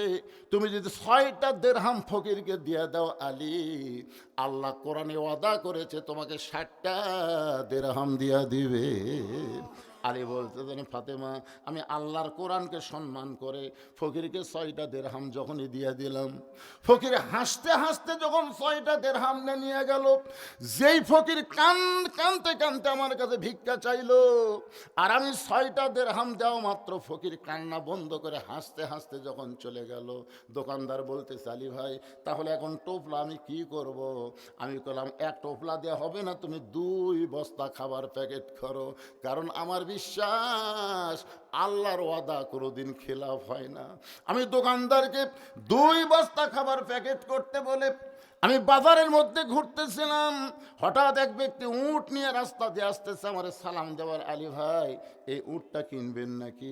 আমি বললাম, ভাই রে, একটা পয়সাও তোমার পকেটে নাই, আমি কেমনে তোমার উটটা কিনবো? উটওয়ালা বলতেছে, 100 দিরহামি বাকিতে উটটা কিনেন, আপনি বিক্রি করে টাকা দিবেন, সেটাও কি আপনি পারবেন না? আলী বলতেছেন, ফাতেমা জীবনে এত বড় সুযোগ আমি কোনোদিন পাই নাই। 100 দিরহাম বাকিতে উটটা কিনে যেই মাত্র উটের বাজারে গেলাম বিক্রি করতে, চারিদিক থেকে খরিদ্দার আমাকে ঘিরে ধরে বলতেছে, আলী ভাই এই ব্যবসা আপনি কবে থেকে শুরু করলেন? এই উটের ব্যবসা কবে শুরু করলেন? সবাই এক একজন এক এক কথা যখন বলতেছে, এমন সময় খরিদ্দার আমার কানে কানে ফিস ফিস করে বলে, আলী ভাই উটটার দাম কত নেবেন? আমি কইলাম, যেই বিপদের মধ্যে পড়ছি ভাই, একটা দাম বললেই হবে। খরিদ্দার বলতেছে, 160 দিরহাম দিলে কি চলবে? আলী বলতেছে, ফাতেমা 160 দিরহামে উটটা বিক্রি করে 100 দিরহাম উটওয়ালাকে ফেরত দিয়ে বাকি 60টা দিরহাম নিয়ে আমি দোকানদারের কাছে গিয়ে বললাম, ভাই খবর কি? বলে, আপনার কথা মতো 2 বস্তা প্যাকেট করেছি, কত দাম হবে? বলে 60টা দিরহাম দিলেই চলবে। আমি 60টা দিরহাম দিয়ে 2 বস্তা কান্দে নিয়ে যখন বাড়ির দিকে রওনা দিলাম, ফাতেমা তোমার কি মনে আছে? তোমার কি মনে আছে? আমি বাড়ির দরজায় যেই মাত্র গেলাম, দরজায় সালাম দিলাম, আসসালামু আলাইকুম ইয়া আহলাল বাইত। তুমি ঘরের ভিতর থেকে বলতেছো ওয়ালাইকুম আসসালাম, দরজা খোলা গেল না। আমি আলী বললাম, ফাতেমা দরজা খুলে দাও। তুমি তখন বললা ওন্না বিক্রি করার টাকা দিয়ে বড় জোরে এক টোপলা খাবার হবে। 2 বস্তা খাবার কোথায় পাইলেন? এটা যতক্ষণ না বলবেন ততক্ষণ পর্যন্ত আমি দরজা খুলবো না। আলী বলতেছেন, ফাতেমা 2টা বস্তা কান্দে নিয়ে আমি বড় কষ্টে আছি রে, মেহেরবানি করে দরজা খুলে দাও। দরজা খুললেই আমি বলবো। তুমি বললেন আগে বলেন তারপরে দরজা খুলবো। ওন্না বিক্রি করার টাকা দিয়ে বড় জোরে এক টোপলা খাবার হবে, 2 বস্তা খাবার কোথায় পাইলেন? আমি 10 বার তোমাকে বলেছি দরজা খোলো তারপরে বলবো, তুমিও 10 বার আমাকে বলেছো আগে বলেন তারপরে দরজা খুলবো। এমন সময় আল্লাহর কোরআন আমার সামনে এসে বলতেছে, আর রিজালু কাওয়ামুনা আলান নিসা, পুরুষ থাকবে উপরে, নারী থাকবে নিচে। খবরদার আলী, যতক্ষণ ফাতেমা দরজা খুলবে না ততক্ষণ বস্তার খবর তুই বলবি না। আমি আল্লাহর কোরআনকে সম্মান দিয়া দরজায় অপেক্ষা না করে আল্লাহর নবীর দরবারে গেলাম তোমার বিরুদ্ধে নালিশ করার জন্যে।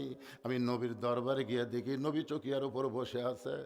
আমাকে দেখার সঙ্গে সঙ্গে নবী দৌড়ে এসে সর্বপ্রথম আমার কপালে একটা চুমা দিয়া আমার কাছ থেকে আল্লাহর নবী 2টা বস্তা নিজেই নামায় নিলেন। রাসূল বলে, আলী রে, তোমার কাঁধ থেকে বস্তা নামাই নিলাম, তোমার কপালে সুমা দিলাম, এরপরও তোমার মুখটা কেন ভার দেখি? আমি তখন বললাম, রাসূল গো, আপনি কত ভালো, আপনি বস্তা দেখার সঙ্গে সঙ্গে বস্তা নামাইনি আমার কপালে চুমা দিলেন, কিন্তু আপনার মেয়ে। আল্লাহ নবী বললেন, আমার মেয়ে কি করেছে? বলে, বারবার বলেছি দরজা খুলে দাও, কিন্তু বারবার বলেছে বস্তার মধ্যে কেমনে হইলে একটু আগে বলেন তারপরে খুলবো। আল্লাহ নবী মুস্কি হাসিতে বললেন, আলী রে, ফাতেমা যদি দরজা খুলতো তাহলে বলো তো তুমি কি আমার কাছে আসতে? আলী বলতে, তো হুজুর, আপনার মেয়ে যদি দরজা খুলতো তাহলে খামাকা কষ্ট করে আপনার কাছে আসবো কেন? রাসূল বলে, আলী রে, আমার মেয়ে ইচ্ছা করেই দরজা খোলে নাই, আমার মেয়ে ফাতেমা ইচ্ছা করেই দরজা খোলে নাই। আলী বলতেছে, রাসূলুল্লাহ, আপনার মেয়ে ইচ্ছা করে দরজা না খোলার কারণ কি? আল্লাহর নবী বললেন, মাত্র 4টা কারণ। জোরে বলেন, কয় কারণ? আলী বলতেছে, হুজুর কি সে 4টা কারণ? রাসূল বললেন, আলী, তুমি কি বলতে পারবা ফাতেমার ওড়না কে কিনেছে? আলী বলতেছে, ইয়া রাসূলুল্লাহ, আমি জানি না। আল্লাহ নবী বলেন, আলী, কোন ফকির তোমার কাছে ভিক্ষা নিয়েছে? আলী বলতেছে, ইয়া রাসূলুল্লাহ, আমি জানি না। আল্লাহ নবী বলেন, আলী রে, কে তোমার কাছে উট বিক্রি করলো? তুমি কি বলতে পারো? আলী বলতেছে, ইয়া রাসূলুল্লাহ, আমি জানি না। আল্লাহ নবী, আলী রে, কে খরিদ্দার হয়ে তোমার কাছ থেকে উটটা কিনলো? তুমি কি বলতে পারো? আলী বলতেছে, ইয়া রাসূলুল্লাহ, আমি জানি না। আল্লাহ নবী বললেন, আলী, তুমি কি জানবার চাও? আলী বলতেছে, 1000 বার, কোটি বার জানতে চাই। রাসূল বললেন, তাহলে বসো, এই 4টা কারণ আমি নবী তোমাকে শোনাই। জোরে কোন সুবহানাল্লাহ। হযরত আলী বসে গেছে। আল্লাহ নবী কে ওন্না কিনলো, কে ভিক্ষা নিল, কে উট বিক্রি করলো, কে আবার খরিদ্দার হয়ে উটটা কিনলো, এটা নবী বলবেন, আলী শুনবেন। এই জায়গাটা আমি রেখে দিয়ে আমি চলে গেলাম আবার, ফাদখুলি ফি ইবাদি ওয়াদখুলি জান্নাতি। আপনার বলেন তো, মেয়ে মানুষের উঠবি? ঠিক রে, কি আগে জান্নাত জামিলা কি আমল করছে, খালি ধান্দাত আছে কিন্তু, ঠিক কিনা বলেন? এরা খুব আশা করে আমাকে দাওয়াত দিছে ভাই, এই জন্য একটানা ওদের কিছু ওয়াজ শোনাই দিলাম। এখন আপনাদের ওয়াজ শোনানোর জন্য আমি আবার ফেরত চলে আসলাম। খুব খেয়াল করেন, মনে আছে আপনাদের? মনে আছে নামাজি ব্যক্তিরা কি বলবে? وقالوا الحمد لله الذي صدقنا وعده وأورثنا الأرض نتبوأ من الجنة حيث نشاء فنعم أجر العاملين। কিরা আল্লাহর কোরআনের তেলাওয়াত শুনলে ঈমান বাড়ে না কমে? আলহামদুলিল্লাহ। তো ঈমান বাড়ার লক্ষণ কি? শয়তানকে কাছে লেওয়া না তাড়ান। শয়তানকে তাড়ানোর 1 নম্বর মূল মন্ত্র হচ্ছে আল্লাহু আকবার। আল্লাহ নিজেই নবীকে বলেছেন, অরাব্বাকা ফাকাব্বির, আমি আল্লাহর নামে তাকবীর দেন, নবীকে আল্লাহ তাকবীর দেওয়ার অর্ডার করছে, আর নবীর উম্মত হয়ে কোরআনের আয়াত শুনে মেন মেনে কি মনে করতেছে? এখন কি সিলমাদারে মানুষ কম আছে? 61টা বারে এখনো চিল্লাই রে, এখনো চিল্লাই। আয় আয় রে, ময়নারা জায়গা করছেন, ছোট মানুষ হতে বেশি। একটা 60 তাকবীর দেন তো, লিল্লাহে তাকবীর, আল কোরআনের আলো।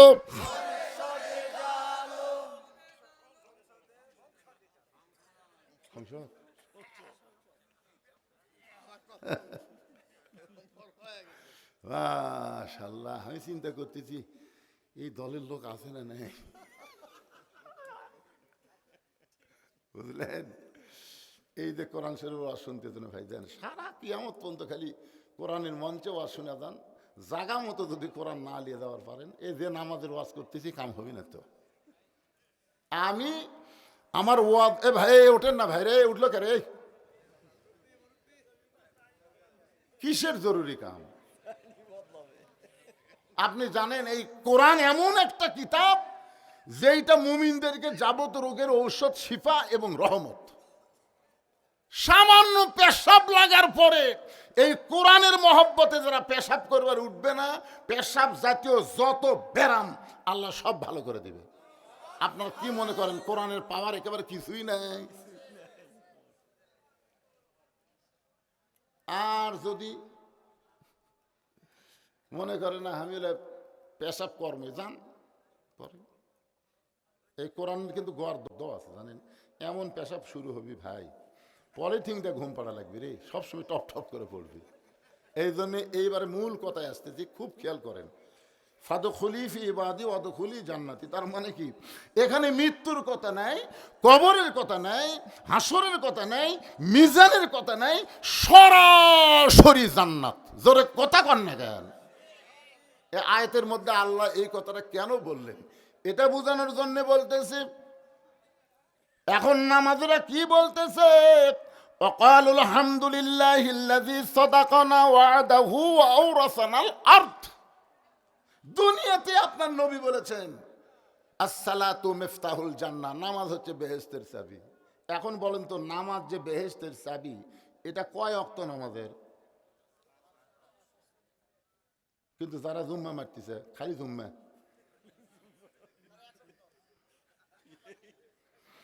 না যারা খালি জুমার নামাজ পড়ে 5 ওয়াক্ত পড়ে না, এই হাদিস কি তাদের জন্যে? এক জুম্মার লোক আমাকে বলতেছে, হুজুর আপনারাই ওয়াজ করেন লা তাকনাতু মির রাহমাতিল্লাহ ইন্নাল্লাহা ইয়াগফিরুয যুনুবা জামিআ ইন্নাহু হুয়াল গাফুরুর রহিম। আল্লাহর দয়ার কোনো শেষ নাই। আল্লাহ দয়া করে যদি আমাকে জান্নাত দেয়, তা আপনারা আটকাবার পারবেন? আমি বললাম ঠিক আছে ভাই, তুমি খালি জুমার নামাজ পড়ো, 5 ওয়াক্ত যখন পড়ো না, আল্লাহ দয়া করে তোমাকে জান্নাত দিবি। আল্লাহ বলবে হাসরের ময়দান, আমি রহমান রহিম, যারা জুমার দিনের শেষে এসে আগে গেছো, মানে আজকে শেষে গেছে আগে, আমি আল্লাহ তাদেরকে দয়া করে জান্নাত দিলাম, যাও। ওরা যা খুশি হবি ভাই, এই জুম্মা পার্টিরা জান্নাতের দিকে মারবি দৌড়, এক দৌড়ে জান্নাতের কাছে গিয়ে দেখবে জান্নাতে তো একটা তালা। জুম্মা পার্টি বলবে আল্লাহ আপনি আমাকে জান্নাত দিলেন, জান্নাতের দরজার যে তালা আছে, আল্লাহ বলতে যে খুঁজে দেখ চাবি আছে, খুঁজে। ওরা তখন পকেট হেঁটে দেখবি একটা চাবি আছে, চাবি তালার মধ্যে ঢুকছে ঠিকই, কিন্তু ঘোরে না। মানে ঢুকছি বুঝছেন, কিন্তু ঘোরে না। তো আল্লাহ চাবি তো ঢুকলো, তালার মধ্যে ঘোরে না কেন? আল্লাহ বলতে তালার মধ্যে 5টা দাগ আছে, তোরকে চাবির মধ্যেও 5টা দাগ থাকা লাগবে, দাগে দাগে মিল হবি, কুট্টুস করে খুলে দেবি। এখন দেখ তো তোরকে চাবির খবর কি? তখন বলতেছে আল্লাহ আমাকে চাবি যে তেল ফেলা। আল্লাহ তখন বলবে আমার দয়াতে জান্নাত দেখে ফেরত আয়। মানে তোরা জান্নাত দেখবার পারবো, কিন্তু ঢুকবার পারবো না। যারা খালি জুম্মা মারতেছে এরা জান্নাত দেখবি ঠিকই, ঢুকবার পারবি না। ডাক্তার জান্নাতে ঢুকতে গেলে 5টা দাগ 5 ওয়াক্ত থাকা লাগবে। কথা আমার কথাই বুঝলেন ভাইজান? এই 5 ওয়াক্ত নামাজ যখন পড়বেন, আল্লাহ তাআলা একসঙ্গে 2টা পুরস্কারের কথা বলেছেন। ফালিয়াবুদু রাব্বা হাযাল বাইত আল্লাযী আত'আমাহুম মিন জু'ইন ওয়া আমানাহুম মিন খাউফ। ওই ঘরের মালিকের যদি তোমরা গোলামি করো, নামাজ পড়ো, আল্লাহ তোমাদের সঙ্গে সঙ্গে দুইটা পুরস্কার দিবে। এক নম্বর পুরস্কার হলো তোমাদের রিজিকের কোনো পেরেশানি থাকবে না। আর দুই নম্বর পুরস্কার হলো যাবতীয় ভয় ভীতি থেকে আল্লাহ পুরাপুরি নিরাপত্তা দিয়া দিবে। সুবহানাল্লাহ, জোরে বলেন। এখন আসেন, এতক্ষণ ধরে যে নামাজের ওয়াজ আমি করতেছি, যে নামাজ নিয়ে কবরে গেলে কোনো উত্তর দেওয়া লাগবে না, বিনা হিসাবে আল্লাহ জান্নাত দিয়ে দিবে, এই নামাজ পড়ার কথা কোরআনের কোনো জায়গায় নাই। এই গোটা কোরআন শরীফ খুঁজে দেখেন, একটা জায়গাও আল্লাহ নামাজ পড়ার কথা বলে নাই। যত জায়গা, প্রত্যেকটা জায়গায় আল্লাহ বলেছেন আকিমুস সালাত, নামাজ কি করো? কায়েম করো, প্রতিষ্ঠা করো। একটু মনোযোগ দিয়ে শোনেন, আল্লাহ নবী কিন্তু নবুয়তের 10ম বৎসরে লাইলাতুল মেরাজে 5 ওয়াক্ত নামাজ পড়ছে। জোরে কোন কয় ওয়াক্ত? নবুয়তের কত বছর? 10ম বৎসরে 5 ওয়াক্ত নামাজ পড়ছে। নামাজ পাওয়ার পরেও নবী কিন্তু 3 বছর মক্কায় ছিলেন। 5 ওয়াক্ত নামাজ পাওয়ার পরেও নবী কয় বছর মক্কা ছিলেন? 3 বছর মক্কায় ছিলেন। একদিন গভীর রাত্রে নবী আল্লাহকে বলতেছে, আল্লাহ, আপনি যত জায়গায় নামাজের কথা বলেছেন, প্রত্যেক জায়গায় নামাজ কায়েমের কথা বলেছেন, কিন্তু বর্তমানে মক্কায় যে পরিবেশ চলতেছে, আমরা তো নামাজ কায়েম করবার পারতেছি না। আমরা চোরের মতন চুপি চুপি নামাজ পড়ি। বাপ নামাজ পড়ে, বেটা পড়ে না, দাদা পড়ে, লাতি পড়ে না, স্ত্রী পড়ে, স্বামী পড়ে না, এইরকম আমরা নামাজ পড়তেছি। নামাজ তো মক্কাতে কায়েম হচ্ছে না। আল্লাহ তখন বলেন, হাবিব, মক্কাতে বর্তমানে যে পরিবেশ চলতেছে, এই পরিবেশে আপনি হলেন ইমাম আর আবু জেহেল হচ্ছে নেতা। যেই পরিবেশে ভালো মানুষ ইমাম হবে, জালেমরা নেতা হবে, ওই পরিবেশে নামাজ কায়েম হবে না। একজন ঠিক করলো, বাদ বাকি কথা কন না কেন? আপনার বুঝবার পারেন নাই? যেই পরিবেশে ভালো মানুষ ইমাম হবে আর খারাপ মানুষ নেতা হবে, ওই পরিবেশে নামাজ কায়েম হবে না। নামাজ কায়েম করতে গেলে যিনি ইমাম হবে তাকেই নেতা হওয়া লাগবে। বর্তমান আমাদের বাংলাদেশের অবস্থা কি?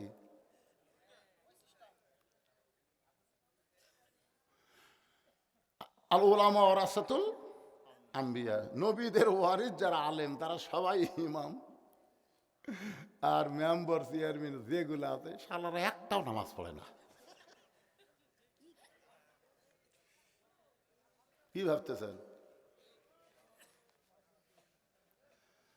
কোরআনের একটা আয়াত তেলাওয়াত করার পরে আমি আবার জামিলার দিকে চলে যাব, আয়াতটার তাফসির হবে একেবারে মোনাজাতে রাখ দিয়ে। এখন বললে অনেকের চুলকানি উঠবে, চুলকানি এখন তুলবার চাই না, মোনাজাতের আগে চুলকানি উঠুক। আয়াতটা বলবো, ইন্নাল্লাহা ইয়ামুরুকুম আন তুআদ্দুল আমানাতি ইলা আহলিহা ওয়া ইযা হাকামতুম বাইনান নাস আন তাহকুমু বিল আদল। ভাইজান, আপনি আওয়ামী লীগ করেন, আপনি বিএনপি করেন, আপনি জাতীয় পার্টি করেন, আপনি জামাত করেন, আপনি তাবলিগ করেন, আপনি পীর মুরিদি করেন, যাই করেন, আপনি যদি নামাজি হন, তাহলে প্রত্যেক দলের জন্য আলাদা আলাদা মসজিদ আমরা খুঁজি না, বরং সব দলের মুসলমান এক মসজিদে নামাজ পড়ি। ধরে কোন কথা ঠিক কিনা? আপনাদের সিলমাদারে আওয়ামী লীগের মসজিদ আছে, বিএনপির মসজিদ আছে, জামাতের। তাহলে সবাই যারা আমরা নামাজ পড়ি, আমরা যেই দল করি না কেন, আমাদের দল হলো বাহিরে, ভিতরে কিন্তু আমরা এক দল। এক দল আপনারা দেখেননি? একেবারে বিএনপি, আওয়ামী লীগ, জাতীয় পার্টি, এরা 3 দলের 30 জন মুসল্লি কাতার সোজা করে দাঁড়িয়ে আছে। 3 দলের কয়জন? 30 জন মুসল্লি কাতার সোজা করে দাঁড়িয়ে আছে। কিন্তু ইমামের বইয়ের হচ্ছে অসুখ, ইমাম বউ লেগেছে হাসপাতালে। এখন এই 3 দলের মুসল্লি কাতার সোজা করে বলতে, কে রে সামনে কে যাবি রে, সামনে কে যায় রে? তো এখন বিএনপি করছে, আওয়ামী লীগ তুই যা। না ভাই, আমি কাতার সোজা করে পারি রে, আমি সামনে যাওয়ার পারি না। আওয়ামী লীগ বিএনপি বলতেছে তুই যা, আমি বেশিরভাগ লাকামত দিবার পারি ভাই, কিন্তু ওই জায়গাতে আমি জীবনেও যাইনি। কেরে জাতীয় পার্টি তোর খবর কি? আমি যখন যে দল যেটি আমি সেটি, আমার কোনো ইমান আছে কেন?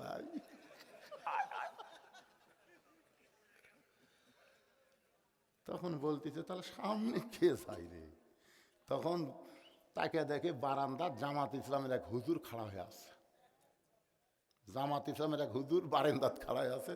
তখন আওয়ামী লীগ ডাকতেছে আয়, বিএনপি ডাকতেছে আয়, জাতীয় পার্টি দেখতেছে কি করবো ভাই? সামনে যাও। আরে আমি যুদ্ধ, আরে পাগলা, আমি আওয়ামী লীগ, ওই বিএনপি, ওই জাতীয় পার্টি, তুই জামাত, ওটা হলো বাইরের কথা। ভিতরের কথা আমরা সবাই ভাই ভাই একসঙ্গে জামাতবদ্ধ হয়ে নামাজ পড়তে চাই। জোরে কোন কথা ঠিক কিনা? কথা বলেন। এই কোরআনের মাহফিলে যতক্ষণ থাকবেন কেউ মনে করবেন না যে আমি বিএনপি, আমি আওয়ামী লীগ, আমি জামাত। আমরা সবাই মুসলমান, আমরা সবাই মুসলমান। মরে গেলে সবাই মরার সাথে সাথে কোন দলের মুসলমান মরল ওটা কেউ খেয়াল করে না। মরা মাত্রই শোন ইন্না লিল্লাহি ওয়া ইন্না ইলাইহি রাজিউন। আমরা বহু আওয়ামী লীগের জানাজাত গেছি, বহু আওয়ামী লীগ বিএনপির মৃত্যু ব্যক্তির জানাজাত যায়, আবার বিএনপি আওয়ামী লীগ বলে জামাত ইসলাম যায়। ধরে কোন কথা ঠিক কিনা?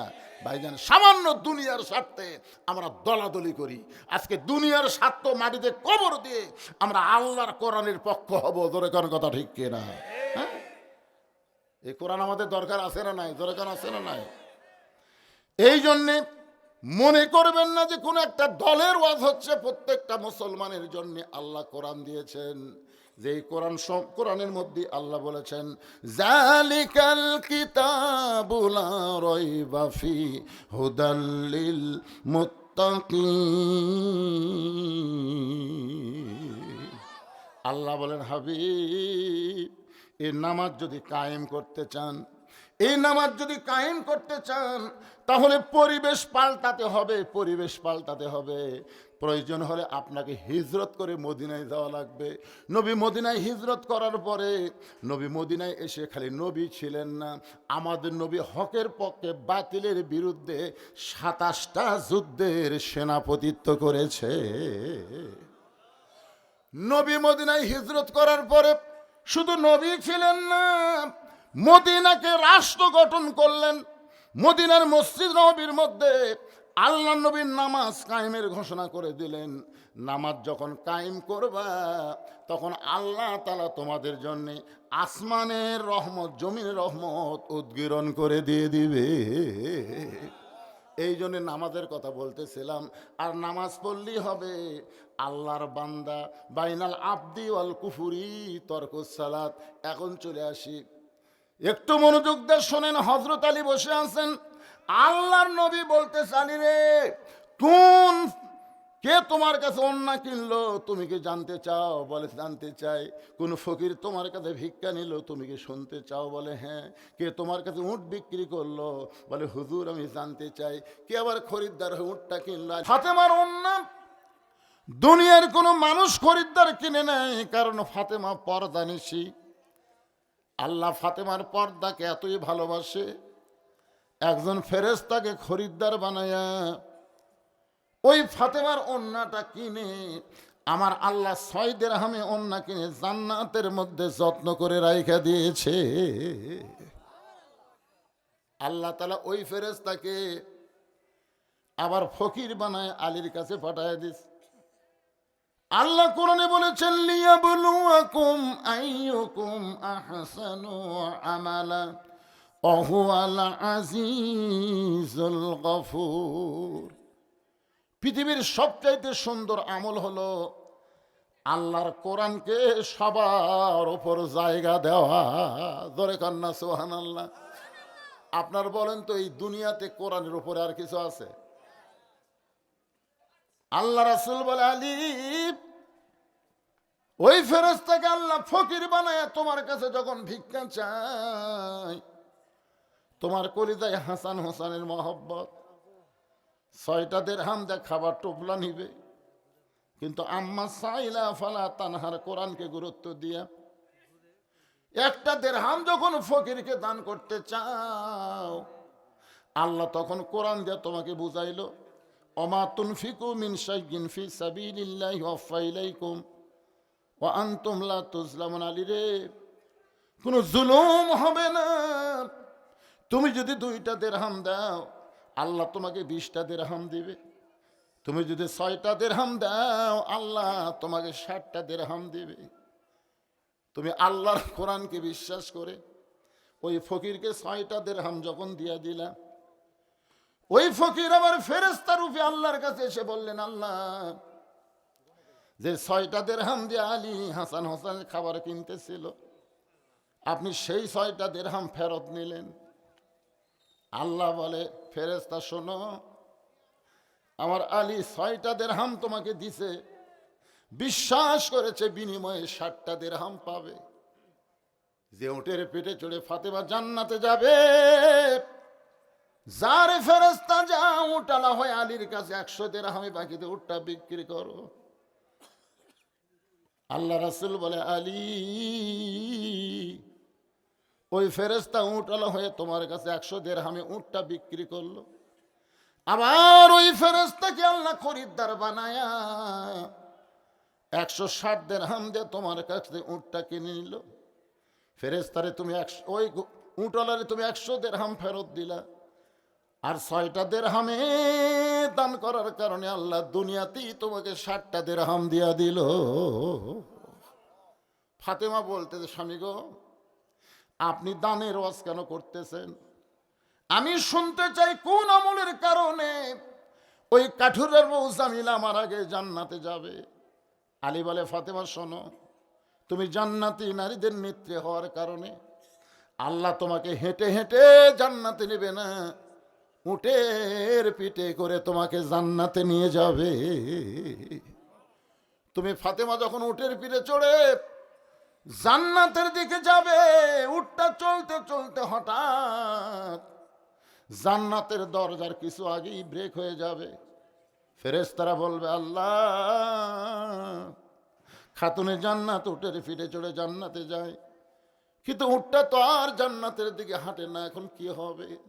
আল্লাহ বলে, ফেরেশতা, উটটা যদি নিজে নিজে জান্নাতে না যায়, তাহলে উটটারে টেনে টেনে জান্নাতে নিয়ে যাওয়া লাগবে। ফেরেশতারা বলে, মাবুদ, উটের কি ধরে টানবে? উটের তো টানার কিছুই নাই। আল্লাহ তখন বলবে, ফেরেশতারা রে, আমি ফাতেমার ওড়না কিনি জান্নাতের মধ্যে যত্ন করে রাইখে দিয়েছি, ওই ওড়নাটা এনে উটের গলায় বেঁধে দাও। আলী বলতেছেন, ফাতেমা, তোমার ওড়নাটা এনে উটের গলায় বেঁধে দিবে, ওড়নার একটা অংশ নিচের দিকে ঝুলতে থাকবে। ফেরেশতারা বলে, মাবুদ, এখন ওড়নার অংশ ধরে কে টেনে টেনে উটটাকে জান্নাতে নিয়ে যাবে? আল্লাহ বলবেন, জামিলা রে, তোমার স্বামী সব সময় দোয়া করেছে, আমার যেই জামিলা নবীর মেয়ে ফাতেমার জন্যে স্বামীর হুকুম ছাড়া দরজা খোলে না। আমি কাঠুরিয়া জামিলারে কিছুই দিবার পারিনি দুনিয়ায়, আমি গরিব থাকার কারণে আমার জামিলারে কিছুই দিবার পারিনি গো আল্লাহ। আমি স্বামী হয়ে দোয়া করি, আমার যেই বউটা স্বামীর হুকুম ছাড়া নবীর মেয়ে ফাতেমার জন্য দরজা খোলে না, তারে তুমি সবার আগে জান্নাত দিও। আলী বলে, ফাতেমা, আল্লাহ জামিলার স্বামীর দোয়া কবুল করে ওই জামিলাকে বলবে, যারে জামিলা যা, উটের অন্যার অংশ ধরে টেনে টেনে ফাতেমারে জান্নাতে নিয়ে যা। তুমি ফাতেমা মনে করবে আমি তো জান্নাতে যাচ্ছি, জান্নাতি নারীদের নেত্রী হয়ে উটের পিঠে চড়ে আমি তো জান্নাতে যাচ্ছি, কিন্তু আল্লাহর হিকমত হলো উটের পিঠ থেকে তোমার পা জান্নাতে দেওয়ার আগে ওই কাটুরার বউ জামিলার পা জান্নাতে আগে যাবে। সঙ্গে সঙ্গে ফাতেমা বলে, আল্লাহ, যেই মেয়েরা পর্দার মধ্যে থাকবে আর যেই মেয়েরা স্বামীর কথা মতো চলবে, এই সকল মেয়েদেরকে ফাতেমা জামিলার সঙ্গে জান্নাত দিও। আমার মায়েরা নামাজ পড়বেন, রোজা করবেন, স্বামীর কথা মতো চলবেন, পর্দার মধ্যে থাকবেন, আল্লাহ তাআলা আপনাদেরকে ফাতেমা জামিলার সঙ্গে জান্নাত দিয়া দিবে। আপনারা বলেন তো, এর চাইতে মায়েদের ভালো কোনো ওয়াজ আছে? আল্লাহ তাআলা আমার মায়েদেরকে ফাতেমা জামিলার মতন কবুল করুক। জোরে বলে আল্লাহুম্মা আমিন। সবাই ইস্তেগফার পড়ো। আস্তাগফিরুল্লাহ রব্বি মিন কুল্লি জামবি ওয়া তুবু ইলাইহি। আস্তাগফিরুল্লাহ রব্বি মিন কুল্লি জামবি ওয়া তুবু ইলাইহি। লা হাওলা ওয়ালা কুওয়াতা ইল্লা বিল্লাহিল আলিয়্যিল আযীম।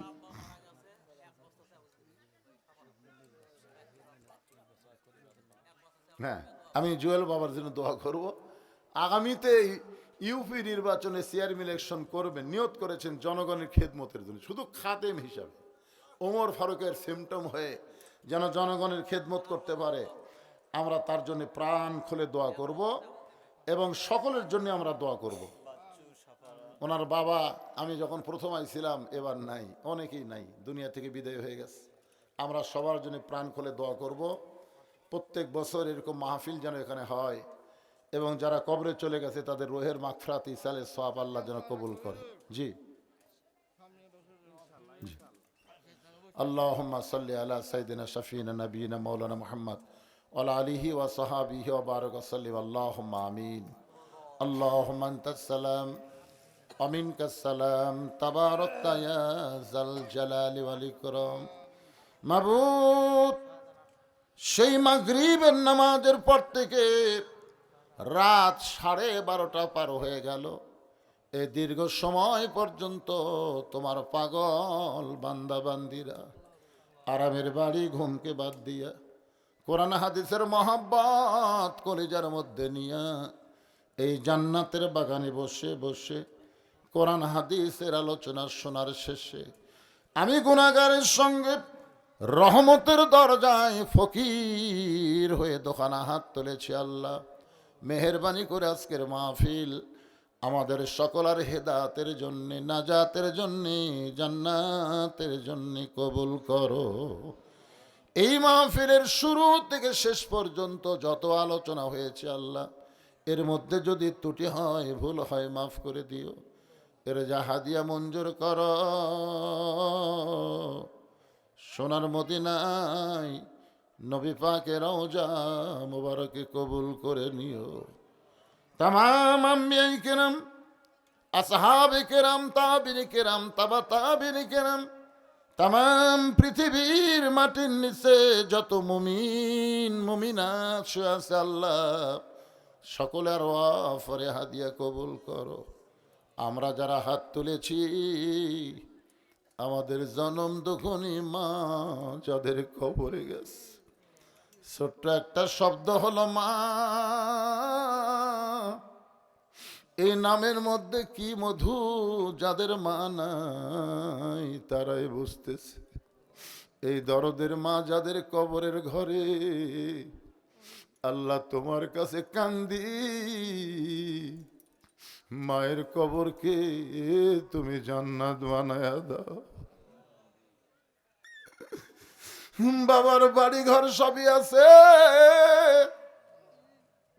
সব কিছু আমাদেরকে দিয়া যে বাবা আজকে এতিম হয়ে কবরে চলে গেছে, আল্লাহ মেহেরবানি করে বাবার কবরটাকে জান্নাতের টুকরা বানায়া দাও।